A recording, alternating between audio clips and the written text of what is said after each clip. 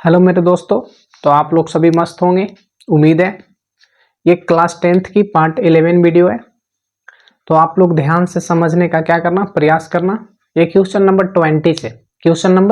20 से आगे हम बताएंगे, ठीक है। आगे से जितना भी क्वेश्चन है उसका कॉन्सेप्ट क्लियर करने का क्या करेंगे, प्रयास करेंगे। तुम लोग क्या करना, ध्यान से समझने का क्या करना है ना, कोशिश करना, ठीक है। ये जो है तुम्हारा क्वेश्चन नंबर 20, ऐसे भी जान रहा होगा एक्सरसाइज कितना है, ये 6.3 का है ना। क्वेश्चन नंबर 20 दिए गए चित्र में देखो, दिया गया चित्र है पी क्यू जो है पी आर के बराबर है, यानी पी क्यू जो है पी आर का क्या है, इक्वल है, यानी प्रॉब्लम। और एक्स जो है पी आर पर एक बिंदु है, एक्स जो है पी आर पे एक क्या था, बिंदु था, ठीक है। कंप्लीट हो गया होगा। क्यू आर का जो स्क्वायर है, यानी क्यू आर का जो स्क्वायर है वो पी आर इंटू एक्स है। तो दिखाएं कि क्यू एक्स इक्वल होगा क्यू आर का, ठीक है। सो दिया हुआ पहले लिखते हैं। सबसे पहले देखो पी क्यू पी आर का क्या है, इक्वल है। और क्या है, एक्स जो है पी आर पर है ना, पी आर पे है ना एक बिंदु है, एक क्या है, पी आर पे एक बिंदु है, ठीक है। इस प्रकार है, किस प्रकार है, इस प्रकार है कि क्वेश्चन इसी तरह से, तो हम क्या करें बोलो, यानी इस प्रकार है कि क्यू आर को जो स्क्वायर होगा वो बराबर होगा P R into X R, ठीक है। तो देखो साबित क्या करना है, प्रूफ क्या करना है। तो साबित करना है कि एक्स क्यू एक्स जो होगा है ना, क्यू एक्स जो होगा वो इक्वल है किसका, क्यू आर का। ये हम लोग को प्रूव करना है। सबसे पहले इसका प्रमाण देखो, बहुत इंपॉर्टेंट क्वेश्चन है, ध्यान से समझना। सबसे पहले देखो इसमें दिया हुआ है, क्या दिया हुआ है कि पी क्यू जो है ना पी आर के बराबर है। अतः कह सकते हैं कि यह त्रिभुज होगा, किसी भी त्रिभुज की दो भुजा बराबर हो तो वह क्या होता है, समबाहु त्रिभुज होता है। हम लोग सब पहले से पढ़ते आ रहे हैं, समबाहु त्रिभुज है, इसका मतलब ये समबाहु त्रिभुज है, ठीक है। अब देखो समबाहु त्रिभुज है, ठीक है। तो चूंकि इसमें क्या कंडीशन क्या दिया है कि क्यू आर का जो स्क्वायर है, यानी क्यू आर का जो स्क्वायर है वो क्या है, P R into X R. बताओ क्यू आर का स्क्वायर को ऐसा कर सकते हैं, Q R into Q R बराबर हो गया P R into X R. अब देखो क्यू आर बाई में इसको कर सकते हैं पी आर, और ये हो गया एक्स आर, और बाई में हो गया क्यू आर। ये बताओ Q R by P R को हटाकर, ध्यान से देखना, पी आर को हटाकर ऐसा कर सकते थे पी क्यू बराबर X R by Q R, X R by क्या हो गया, क्यू आर हो गया। अब देख रहे हैं कि ये जो है क्यू आर जो है, ध्यान से देखो क्यू आर जो है बाई पी क्यू, ठीक है, यानी ये दोनों भुजा का अनुपात X R by Q R. और देखो एक्स जो आर है वो क्या है, क्यू आर, यानी ये दोनों भुजा का अनुपात, तो ये दोनों भुजा का अनुपात क्या है, इक्वल है ना। तो क्या कह सकते हैं कि जब ये इक्वल है, और ये भी देख रहे हैं कि जब भुजा क्या है, आपस में दो भुजा बराबर है तो उसका संगत कोण बराबर होगा। जैसे पी क्यू, तो पी से क्यू, तो इसके सामने वाली कौन कौन होगा, आर होगा। और पी आर देखो इसका सामने वाला कौन कौन होगा, ये पूरा एंगल होगा, ये दोनों इक्वल होगा, क्योंकि दोनों भुजा बराबर तो उसके सामने दोनों कोण बराबर। तो इसमें दर्शा दो, क्या लिखेंगे, तो लिखेंगे कोण पी क्यू आर इक्वल होगा कोण पी आर क्यू। यहाँ इसका आइडेंटिटी लिख लेना, क्या लिखेंगे, समान भुजा के संगत कोण, संगत मतलब सम्मुख कोण है ना, संगत कोण समान होती है, ठीक है। अब ये दोनों क्या है कि दो भुजा एक ही अनुपात में, कौन एंगल क्या है ना, बराबर है। यानी ये दोनों भुजा के बीच का कोण और ये दोनों भुजा का बीच का कोण, इसका मतलब ये दोनों ट्रायंगल क्या आपस में क्या है, समरूप है। यानी कि कह सकते हैं कि ट्रायंगल इसमें जो होगा पी क्यू आर जो होगा समरूप होगा ट्रायंगल क्यू आर एक्स का। समरूप करते समय पता है कि एकदम एक्यूरेट क्या करना है, ढंग से लिखना है। अब बताओ, दो भुजा बीच का अंतर्गत का कोण से क्या होता है, त्रिभुज समरूप होता है, तो कहलाता है एस ए एस, यानी कि साइड एंगल साइड समरूपता से। क्या लिखेंगे, समरूपता से। अब हम लोग को ये भी पता है कि दो समरूप त्रिभुज की संगत भुजा समानुपातिक, तो संगत कोण बराबर होता ही है ना। तो यहाँ से लिख सकते हैं कि हम लोग को जो प्रूफ करना है उसके अनुसार से चलना है। क्यू एक्स दिखाना है क्यू आर का, तो ये बताओ कि ये जो आर जो होगा कोण किसका बराबर होगा, एक्स का। कोण पी जो होगा कोण क्यू का बराबर होगा, क्यू जो होगा आर का बराबर होगा, क्योंकि जानते हैं कि संगत कोण क्या होता है, बराबर होता है दो समरूप त्रिभुज की। तो इसमें कोण आर जो होगा कोण एक्स का क्या होगा, इक्वल होगा। इक्वल होगा तो कह सकते हैं दो समरूप त्रिभुज की संगत कोण से। यहाँ लिख सकते हो कि दो समरूप त्रिभुज के, है ना, त्रिभुज के संगत कोण समान होती है, समान होती है। ये हम लोग इसका बगल में लिख देंगे ताकि प्रॉब्लम नहीं होगा। अब ये लिखेंगे कि दो कोण की सम्मुख भुजा समान होती है। कोण आर देखो यहाँ है और कोण क्या है, एक्स यहाँ है, ठीक है। तो कोण आर के सामने की भुजा क्यू एक्स क्या है, क्यू एक्स, और कोण एक्स के सामने की भुजा क्यू आर क्या है, क्यू आर। यहाँ लिख लेंगे बगल में, क्या लिखेंगे, समान कोण के सम्मुख भुजा समान होती है, समान होती है। अब बताओ, यही हम लोग को क्या करना था, प्रूव करना था। नेक्स्ट क्वेश्चन पे चलते हैं हम लोग 21 पे। 21 दिए गए चित्र में, अच्छा चित्र दिया गया, अच्छा कोई बात नहीं। CM और RN, CM और RN जो है ट्रायंगल ABC और ट्रायंगल PQR की माध्यिका है। माध्यिका जानता होगा कि किसी भी शीर्ष बिंदु पे या शीर्ष बिंदु से मध्य बिंदु तक खींची गई रेखा को माध्यिका कहते हैं। यदि ट्रायंगल ABC समरूप है ट्रायंगल PQR को, तो सिद्ध करना है कि फर्स्ट नंबर ट्रायंगल AMC समरूप होगा ट्रायंगल PNR का, और second number CM by RN equal to AB बटा PQ, थर्ड नंबर CMB समरूप है RMQ का। यानी कि जो इसमें नाम लिखा हुआ ना यहाँ पे अवेलेबल है ना। सबसे पहले जो दिया वो उसको लिखते हैं CM, क्या CM और RN क्रमशः त्रिभुज ABC और ट्रायंगल PQR की माध्यिकाएं हैं, है ना। यानी कि शीर्ष बिंदु से मध्य बिंदु तक खींची गई रेखा को माध्यिका कहते हैं। अगर मध्य बिंदु है तो दोनों को बराबर भाग में बांटेगा। ये भी मध्य बिंदु है तो शीर्ष से मध्य बिंदु तक खींची गई रेखा को माध्यिका कहते हैं। माध्यिका को दोनों एक ही अनुपात में विभाजित करती है, यानी दोनों इक्वल होती हैं। अब देखो क्या हो गया, ये PQR की माध्यिकाएं, PQR की क्या माध्यिकाएं। यदि ट्रायंगल देखो ध्यान से, यदि ट्रायंगल क्या दिया, दोनों ट्रायंगल आपस में समरूप दिया है। ट्रायंगल सबसे फर्स्ट है ABC समरूप है ट्रायंगल, समरूप ट्रायंगल PQR है ना, दोनों आपस में क्या है, समरूप है। देखो सिद्ध करना है, फर्स्ट नंबर बारी बारी से चलेंगे, है ना, एक एक करके सिद्ध करें कि, है ना। फर्स्ट नंबर क्या है, तो सिद्ध करना है कि ट्रायंगल सबसे फर्स्ट है कि ट्रायंगल AMC जो होगा समरूप होगा ट्रायंगल PNR का। ये प्रूव करते हैं, बारी बारी से प्रूव करते चल जाएंगे, सेकेंड भी थर्ड भी। देखो सबसे पहले क्या करना है, प्रमाण इसका बहुत इंपॉर्टेंट क्वेश्चन है और बहुत अच्छा क्वेश्चन है, बहुत हल्का क्वेश्चन है ना। देखो सबसे पहले करना क्या, सबसे पहले देखो कि जिस ट्रायंगल को हमको प्रूव करना है उस ट्रायंगल में हम लोग चलते हैं, ठीक है। तो देखो क्या है, ट्रायंगल AMC समरूप है ये, तो ये दोनों ट्रायंगल में चलते हैं। फर्स्ट AMC और सेकेंड ट्रायंगल क्या है, PNR। देखो क्या है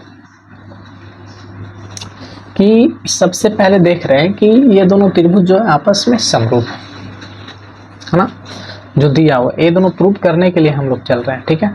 सबसे फर्स्ट देखो ABC और त्रिभुज PQR समरूप, क्या है, समरूप। तो जानते हैं कि समरूप त्रिभुज की संगत भुजा समानुपातिक होती है, यानी AB बाई PQ बराबर होगा BC बाई QR और AC बाई PR।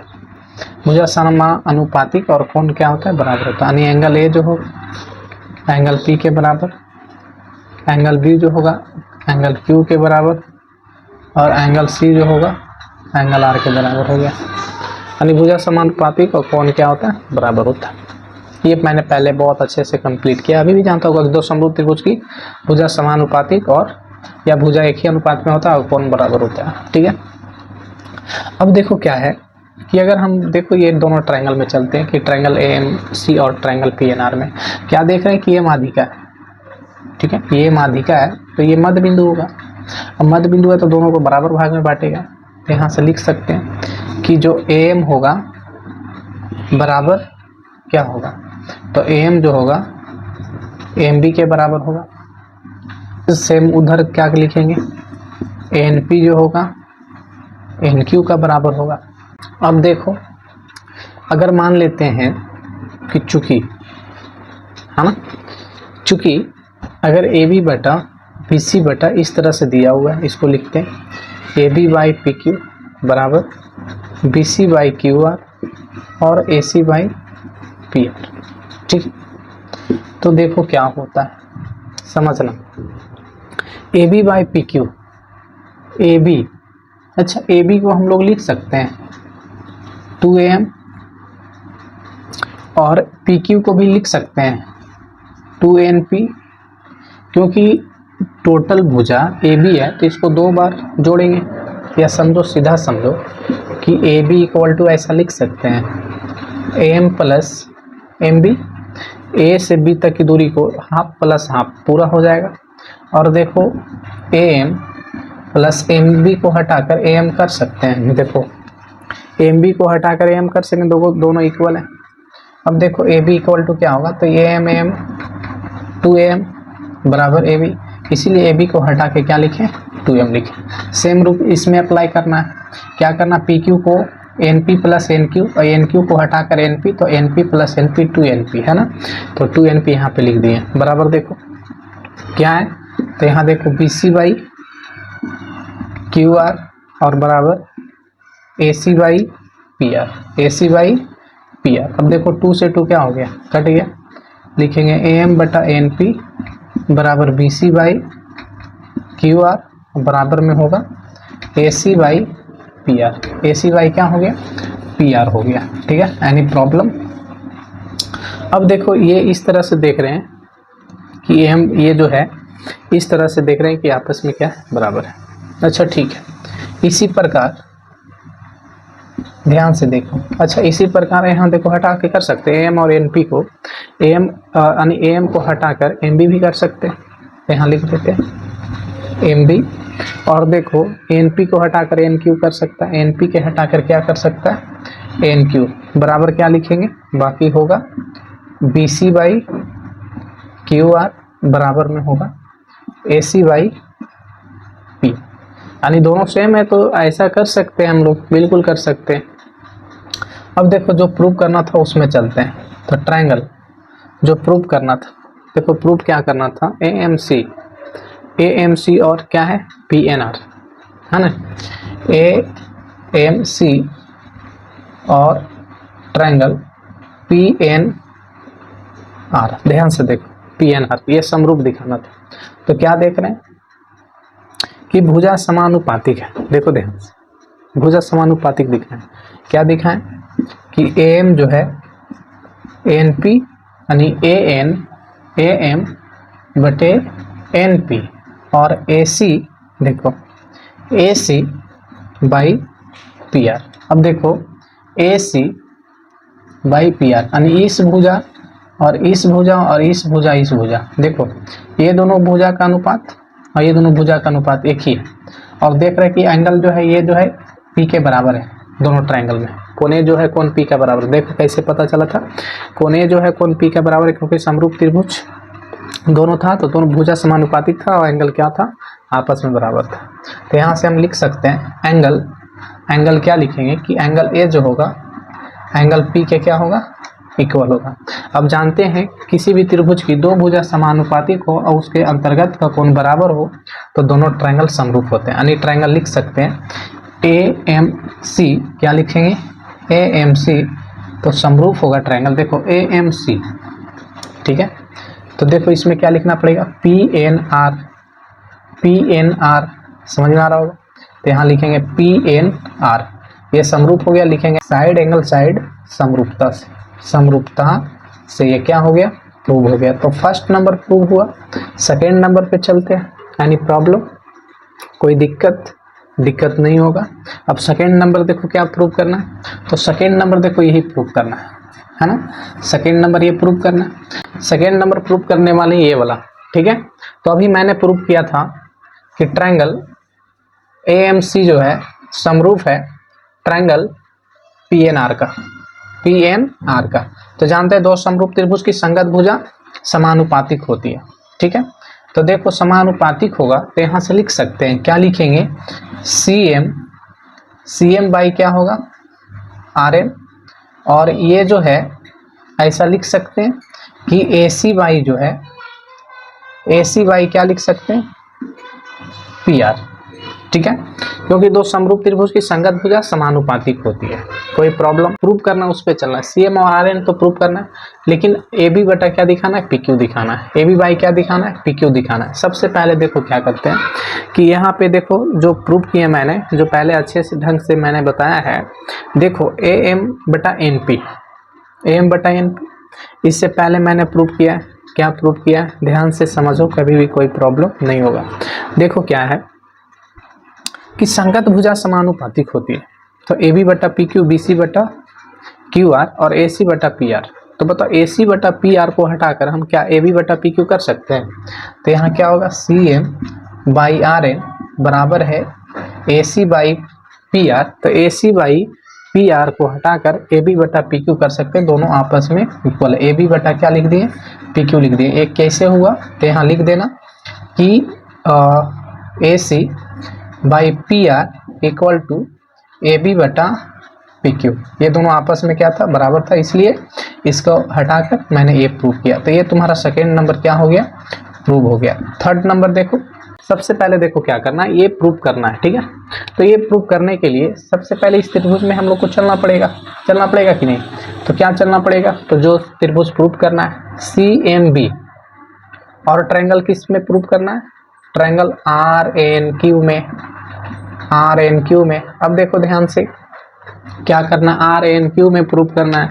तो देखो क्या हो रहा है कि ये जो दिया हुआ है भुजा समानुपातिक दिखाते हैं क्या, इसके जगह पर ऐसा कर सकते हैं, MB यानी भुजा, इस भुजा का अनुपातिक, अब बराबर में क्या कर देते हैं कि इसका हो जाएगा BC बाई QR, ठीक है।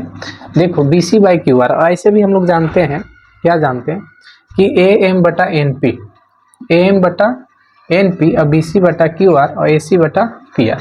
तो BC बटा PR, अब देखो क्या कर देना है कि AM बटा क्या था, BC, देखो यहाँ लिख लेना AM बाई NP बराबर है BC बाई QR, ठीक है, BC बाई QR। अब देखो AM ये जो है तुम्हारा दिया हुआ था, तो AM को हटाकर MB लिख सकते हैं, क्योंकि AM बराबर है तुम्हारा, AM बराबर है MB। तो AM को हटाकर MB और NP को हटाकर NQ किया, और NP को हटाकर NQ किया। तो ये दोनों क्या देख रहे हैं, एक ही अनुपात में देख रहे हैं, यानी ये जो है ये एक ही अनुपात में, और ये जो है ये एक ही अनुपात में। ये दोनों ट्रायंगल के लिए समानुपातिक दिख रहा है, ठीक है। और इसका बीच का जो एंगल है, एंगल B जो है एंगल Q का बराबर है। देखो ध्यान से, एंगल B जो है एंगल Q के बराबर है, क्योंकि समरूप त्रिभुज की संगत भुजा समानुपातिक और संगत कोण क्या होता है, बराबर होता है, जो कि मैंने पहले लिखा है। तो यहाँ से क्या लिखेंगे कि एंगल B जो है एंगल Q के क्या है, बराबर है। अतः कह सकते हैं, क्या कहेंगे कि ट्रायंगल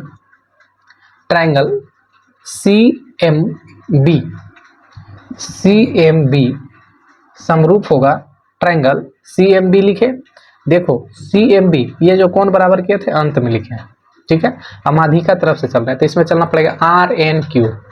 देखो ये जो बराबर किए थे अंत में आ रहा है कोण, अब भुजा समानुपातिक का एक कोण बराबर हो तो A से S समरूपता से कहलाता है। तो ये हो गया तुम्हारा ट्रायंगल CMB समरूप होगा RNQ। लिखेंगे क्या, साइड एंगल साइड समरूपता से, साइड एंगल साइड समरूपता से, ये क्या हो गया तो प्रूव हो गया। नेक्स्ट क्वेश्चन 22 पे चलते हैं, बहुत इंपॉर्टेंट क्वेश्चन था। 22 बगल के चित्र में समांतर चतुर्भुज है। समांतर चतुर्भुज किसे कहते हैं? जिसका आमने सामने की भुजा समांतर होती है।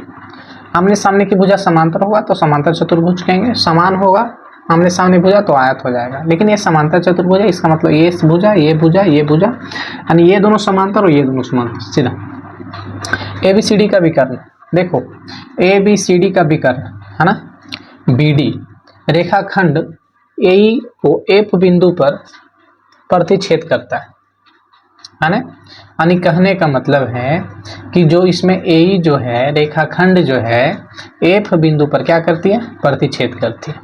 अच्छा ये बताओ विकर्ण इसका कौन था? BD। ये विकर्ण नहीं होगा, यानी इसका डायगोनल जो होगा ये नहीं होगा, क्योंकि डायगोनल होने के लिए यार ये कोण से ये कोण मिला होना चाहिए। क्योंकि विकर्ण किसे कहते हैं? आमने सामने कोण को मिलाने वाली रेखा को विकर्ण कहते हैं। क्या आमने सामने कोण मिला? नहीं, ये थोड़ा सा नीचे है, ठीक है। तो ये डायगोनल नहीं होगा, डायगोनल सिर्फ इसका कौन है? BD दिख रहा है, यानी विकर्ण सिर्फ BD दिख रहा है, ठीक है। जहाँ E जो है BC पर कोई बिंदु है, जहाँ E जो है BC पे कोई बिंदु था, ठीक है। अच्छा बात, तो दिखाना इसमें प्रूव करना है कि DF जो होगा यानी DF इंटू FE बराबर होगा BF, ध्यान से देखना, BF इंटू FA। क्या देख रहे हैं? ये भुजा और ये भुजा आ रहा है। इसका मतलब है कि इसमें ये और ये ट्रायंगल में अगर हम लोग चलते हैं, ये तो ट्रायंगल पूरा पूरी बन रहा है। क्या ये ट्रायंगल बन रहा है? अगर ये कोण पूरा वहां मिला होता तो ये ट्रायंगल हो जाता। तो क्या करना, ये दोनों ट्रायंगल देखो बन रहा है ना। लेकिन जो पहले दिया हुआ उस पर चलते हैं, तो लिखेंगे समांतर चतुर्भुज। समांतर चतुर्भुज शॉर्ट में इसे इस तरह से भी लिख सकते हैं चतुर्भुज, कोई दिक्कत नहीं। समांतर चतुर्भुज ABCD का विकर्ण यानी डायगोनल BD रेखा खंड AE को F बिंदु पर यानी F बिंदु पर प्रतिच्छेद करती है।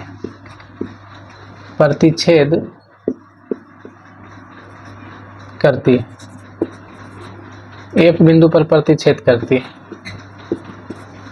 जहां EBC भुजा पर कोई बिंदु है, कोई क्या बिंदु है, ठीक है। देखो साबित क्या करना है, यानी दिखाना है, साबित करना, प्रूव दैट, शो दैट सब क्या इक्वल है। देखो प्रूव करना है DF इंटू FE बराबर BF इंटू FA। ये हम लोग को प्रूव करके क्या करना है? दिखाना है। देखो इसका प्रमाण क्या है? प्रमाण देखो, प्रमाण क्या है? ध्यान से समझने का कोशिश करना, बहुत आसान क्वेश्चन है, ठीक है। सबसे पहले देखो ये दोनों ट्रायंगल में चल के ही प्रूव करना पड़ेगा, क्योंकि ये दोनों ट्रायंगल तो मिल नहीं रहा, ये दोनों ट्रायंगल दिख रहा है। तो ट्रायंगल इसका नाम किसी तरह से लिखो, लेकिन समरूप करते समय ढंग से लिखना। AFD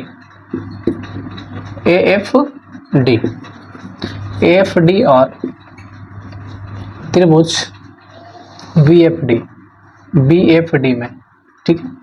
देखो क्या हो रहा है कि ये जो एंगल है इस एंगल के बराबर होगा, यानी एंगल A जो होगा एंगल 2 के क्या होगा? बराबर होगा। तो कह सकते हैं एकांतर कोण जानता होगा कि दो समरूप त्रिभुज और ये प्रतिच्छेदी रेखा होता है, तो ये जो कोण होता है इस कोण के बराबर होता है। तो देखो ये दोनों रेखा आपस में समांतर है, तो ये प्रतिच्छेदी होगा, तो ये कोण जो होगा इस कोण के बराबर हो जाएगा, ठीक है। और जब ये कोण जो है इस कोण के बराबर हो गया, तो कह सकते हैं कि ये कोण भी जो होगा इस कोण के बराबर होगा, बिल्कुल कह सकते हो, ठीक है। यानी ये जो कोण होगा इस कोण के क्या होगा? बराबर होगा। ये भी एकांतर कोण से हो जाए, तो इस कोण का नाम हम लोग लिखेंगे ADF एंगल। इस कोण का नाम लिखें FBA। ये भी तुम्हारा एकांतर कोण से ये भी तुम्हारा क्या हो गया? कोण इक्वल हो गया। और आपस में 3 कोण 4 के भी इक्वल होगा, कोण 3 जो है कोण 4 का भी इक्वल होगा। क्यों? क्योंकि शीर्षाभिमुख कोण से ये हो गया, शीर्षा अभिमुख कोण से ये क्या हो गया, बराबर हो गया। अब ये बताओ, ये कोण और ये कोण तीनों आपस में बराबर हो गया, तो त्रिभुज तो अनिवार्य है कि ये समरूप होना है। तो अगर ट्रायंगल हम लिखते हैं AFD और समरूप, अगर AFD लिख रहे हैं तो ये कोण बराबर ये कोण बराबर ये कोण, तो लिखना पड़ेगा EFB। क्या लिखना पड़ेगा? त्रिभुज EFB। और ये किससे समरूप हुआ? तो लिखेंगे एंगल समरूपता से। अब चूंकि हम लोग जानते हैं कि दो समरूप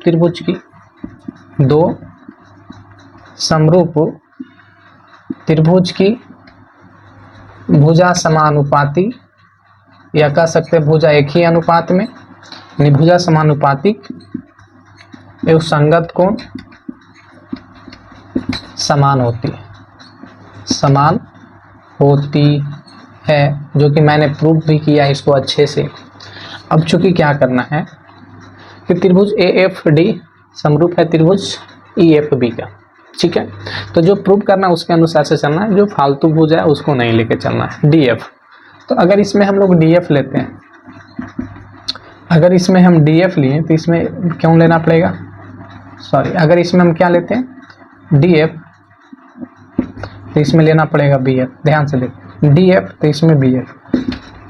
अगला देखो, DF और BF हो गया। FE, तो FE तो इसमें है नहीं, FA चल सकते। अगर इसमें हम FA लेते हैं, अगर FA लिए तो इसमें क्या होगा, FE होगा। क्रॉस मल्टीपल कर दो, कैचिए गुना जिसको कहते हैं। तो बताओ ये क्या होगा, DF इंटू FE और BF इंटू FA। अब देखो DF इंटू FE और BF इंटू FA, यही हम लोग को क्या करना था, प्रूव करना था, जो कि प्रूव करके आ गया। नेक्स्ट क्वेश्चन नंबर 23 नंबर दिए गए चित्र में, देखो चित्र दिया गया, बहुत अच्छा दिख रहा है ना। DEFG जो है एक वर्ग है, एक स्क्वायर है, और BAC एक समकोण, यानी यहाँ जो कोण बन रहा है ये 90 बन रहा है, ठीक है। तो दिखाएं कि, यानी प्रूव करना है कि DE का जो स्क्वायर होगा बराबर BD इंटू EC होगा। BD इंटू क्या होगा, EC होगा। अच्छा, ये और ये, इसका मतलब ये दोनों ट्रायंगल में हम लोग को समरूप करना है ना। लेकिन ये भी दिया है कि DEFG एक वर्ग दिया, तो वर्ग की सभी भुजा आपस में बराबर होती है, जानता होगा, है ना। जो दिया हुआ उसमें चलते हैं, लिखेंगे सबसे पहले DEFG जो है एक वर्ग है, और कोण BAC एक समकोण है, BAC एक समकोण है, ठीक है। देखो साबित करना है, यानी प्रूव करना है। प्रूव क्या करना है कि जो D का जो स्क्वायर है बराबर BD इंटू क्या है, EC है। BD इंटू क्या है, EC है।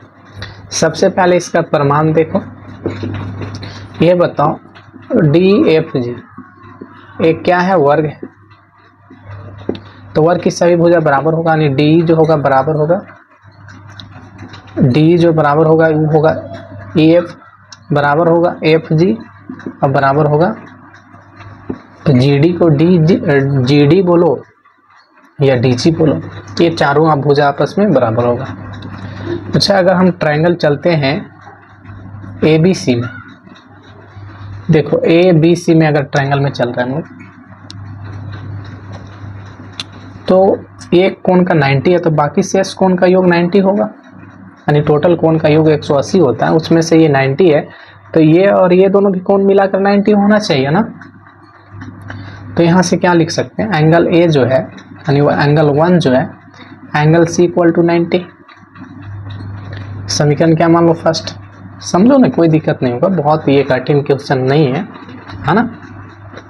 अब जब ये दोनों क्या है कि कोण B जो है, कोण C बराबर 90 होगा, क्योंकि ये दोनों का 90 है, ये सिंगल 90, X1 कितना आएगा 80, यानी 180 डिग्री हो जाएगा।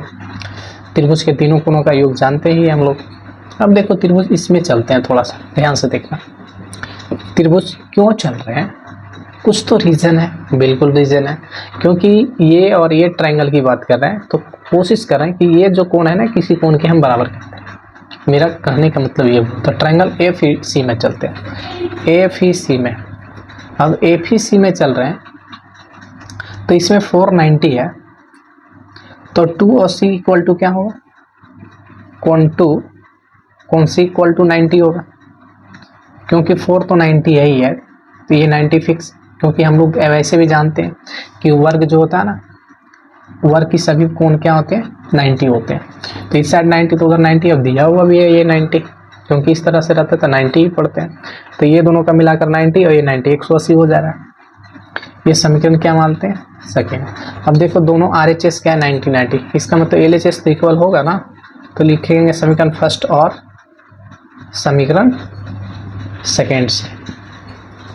समीकरण फर्स्ट और सेकेंड क्या है कि दोनों का RHS बराबर है, तो LHS बराबर होगा angle 1 plus angle C equal to angle 2 plus angle C।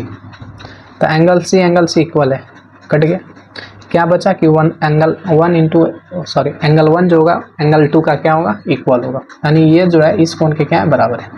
अब कोण C क्यों कटा, क्योंकि प्लस में इधर आएगा तो माइनस होगा, कोई भी वैल्यू है अगर बीच में इक्वल हो और कोई वैल्यू पॉजिटिव हो तो अगर साइड थोड़ा सा क्या करता है चेंज करता है तो निगेटिव हो जाता है, ठीक है। तो कोण 1 बराबर कोण 2 हो गया। इसका मतलब हम लोग चल रहे हैं कि ट्रायंगल DBG, देखो ध्यान से, GBD और ट्रायंगल FEC में हम लोग चलते हैं। GBD और FEC, इसी में से चल के हम लोग क्या करेंगे प्रूव करेंगे, क्योंकि ये दो भुजा दिया हुआ इससे हम लोग को पता चल रहा है, और ये जो है इसका बराबर ये सब भुजा आ ही जाएगा, है ना। थोड़ा सा कॉमन सेंस भी लगाना है ताकि प्रॉब्लम नहीं होगा, ठीक है। कुछ बेसिक पॉइंट जानकारी होना भी क्या है ज़रूरी है। तो चूंकि हम लोग क्या करते हैं, ध्यान से देखना कि ये दोनों ट्रायंगल में कोण 1 जो है कोण 2 का क्या है बराबर है, कोण 1 जो है कोण 2 का क्या है बराबर है, चलो ठीक है। और कोण 3 जो है कोण 4 का बराबर होगा 90 से, क्योंकि ये 90 हो गया और ये दोनों एंगल क्या हो गया बराबर हो गया। तो किसी भी त्रिभुज की दो कोण आपस में बराबर हो तो थर्ड कोण तो बराबर होता है, वैसे भी जानते हैं दो कोण बराबर हो गया त्रिभुज समरूप होगा। तो अगर हम लिखते हैं BDG, ट्रायंगल BDG समरूप होगा, ध्यान से देखना, BDG होगा जो समरूप होगा ट्रायंगल BDG, तो इस कोण का बराबर इस कोण, और 90 देखो यहाँ 90 दोनों है, और ये कोण बराबर ये कोण। तो अगर इसमें हम ये कोण फिर ये कोण फिर अंत वाला कोण लेते हैं तो ये कोण बराबर ये था, तो यहाँ से चलना पड़ेगा और 90 को बीच में रखना है, क्योंकि 90 को बीच में लेके रखें। FEC में क्या चलेंगे, FEC लिखेंगे एंगल एंगल एंगल समरूपता से, ये क्या हो गया समरूप हो गया। जानते हैं समरूप त्रिभुज की संगत भुजा समानुपाती होती है, लिख लेना। दो समरूप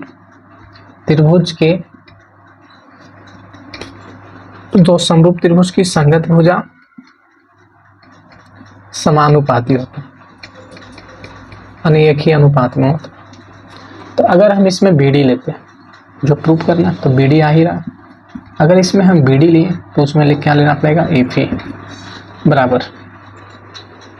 अगर हम इसमें DG लेते हैं,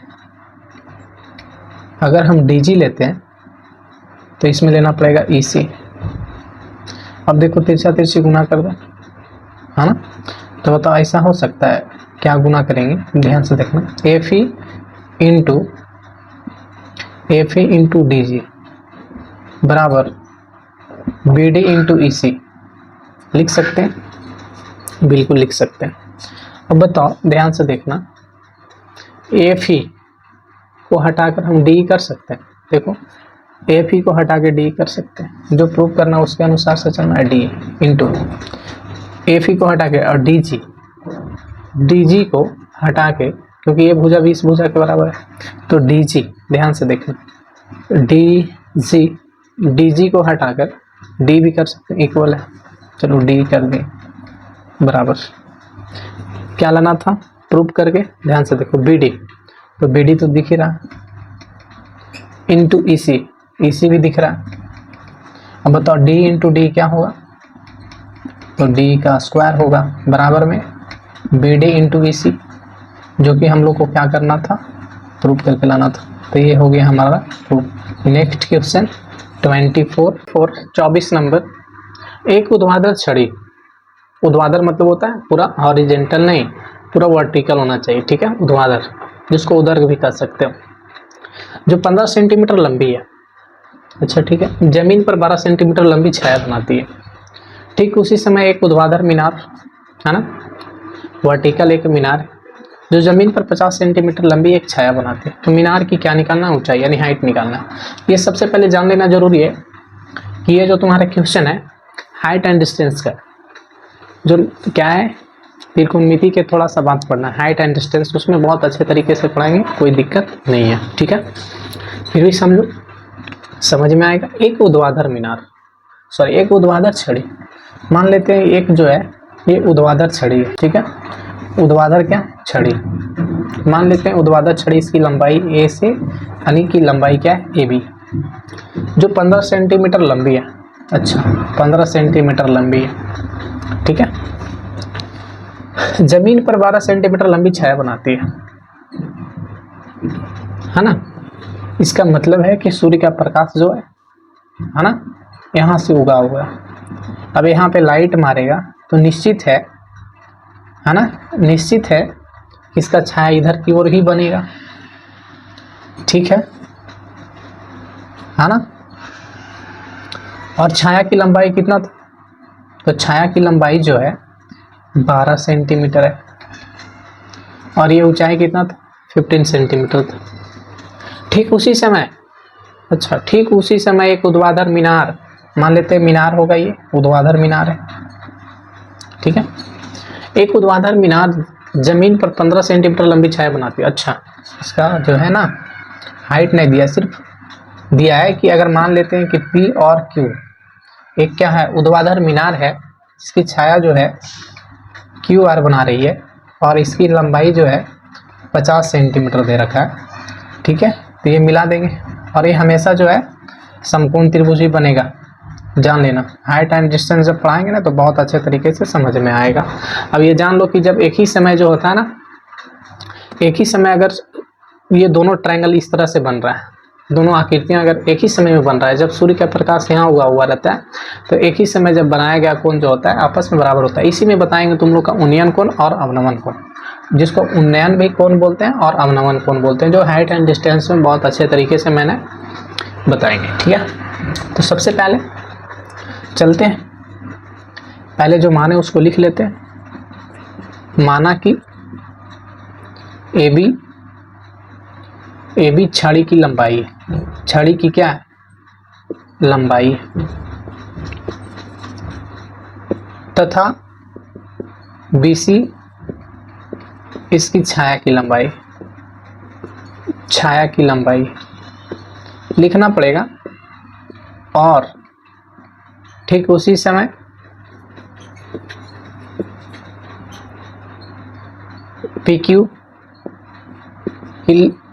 PQ मीनार की ऊंचाई, मीनार की क्या है, ऊंचाई है, और QR इसकी छाया की लंबाई, इसकी छाया की लंबाई है। एनी प्रॉब्लम, ठीक है, कोई प्रॉब्लम नहीं होगा। अब समझो ये दोनों ट्रायंगल जो है, ट्रायंगल ABC और ट्रायंगल PQR में क्या देख रहे हैं कि एंगल B जो होगा वो एंगल Q का क्या है, बराबर होगा। कैसे होगा, 90 डिग्री से, क्योंकि समकोण त्रिभुज ही बनेगा। इस तरह की क्वेश्चन में हाइट एंड डिस्टेंस में बहुत अच्छे तरीके से इसका डिस्कस करेंगे, ऐसे जानता भी होगा। या क्या करना कि हाइट एंड डिस्टेंस वाला वीडियो जाकर देख लेना, फर्स्ट वाला उसमें कंप्लीट हो जाएगा। ठीक है, अब देखो क्या करते हैं कि ये जो कोण है इस कोण के क्या है बराबर है 90 डिग्री से, और ये जो कोण होगा ना इस कोण का भी बराबर होगा, क्योंकि एक ही समय सूर्य का प्रकाश के द्वारा बनाया कोण आपस में बराबर होता है, यानी एंगल ए जो होगा एंगल पी के बराबर होगा। लिखेंगे सूर्य के द्वारा समान समय में बनाया गया कोण समान होता है। ठीक है, अब देखो किसी भी त्रिभुज की दो कोण बराबर हो जाए दोनों समरूप हो जाएगा। तो अगर त्रिभुज ए बी सी समरूप होगा किस त्रिभुज का, तो त्रिभुज पी क्यू आर का। तो ए बी सी ई कोण इस कोण का बराबर और ये कोण इस कोण का बराबर, तो ए बी सी लेते हैं तो इसमें पी क्यू आर होगा, और इसमें कसौटी लिख देना एंगल एंगल एंगल, दो ही कोण से तो बराबर पता चलेगा ना समरूपता से। दो समरूप त्रिभुज की संगत भुजा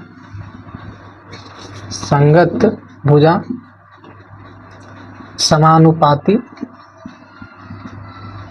एवं संगत कोण समान होता है। ये नहीं भी लिखते तो चलता। तो सबसे पहले देखो क्या करना है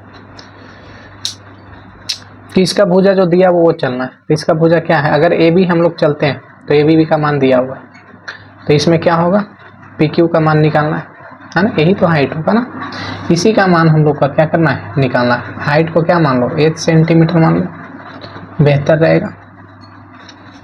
और अगर इसमें हम एसी चलते तो एसी का तो मान दिया हुआ नहीं, बीसी चलना पड़ेगा, तो इसमें बीसी चलेंगे तो उसमें क्या है क्यू आर है ना।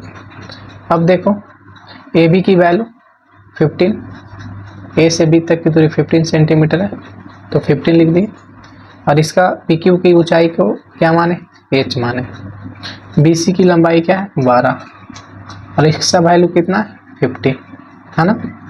अब देखो तिरछा से गुना कर देंगे 12h, h में 12 से गुना करेंगे क्या होगा 12h होगा, क्या होगा 12h हो जाएगा। साफ से लिखने का प्रयास करना, 12h बराबर 15 गुने 50। बताइए जो है भाग में जाएगा, क्या जाएगा भाग में जाएगा, तो h बराबर क्या होगा 15 गुने 50 और बटे में 12, कट जाएगा काट देना, 4 तिया है ना, 3 चौक 12, 3 चौक क्या हो रहा है 12 और 3 पचे 15, 3 पचे 15। ठीक है, और इसका आधा 2 और इसका आधा 25, 25 पचे कितना होता है 25वां से, यानी 125 बाई कितना होगा 2 होगा, इसलिए h बराबर कितना होगा तो इसका हाफ हो जाएगा। तो 6 दूनी 12, 2 दूनी 4 यानी 64.5 सेंटीमीटर। h को क्या माने थे, तो मीनार की ऊंचाई पूछ रहा था, तो मीनार की ऊंचाई कितना निकला 64.5 सेंटीमीटर। ये क्या हो गया आंसर।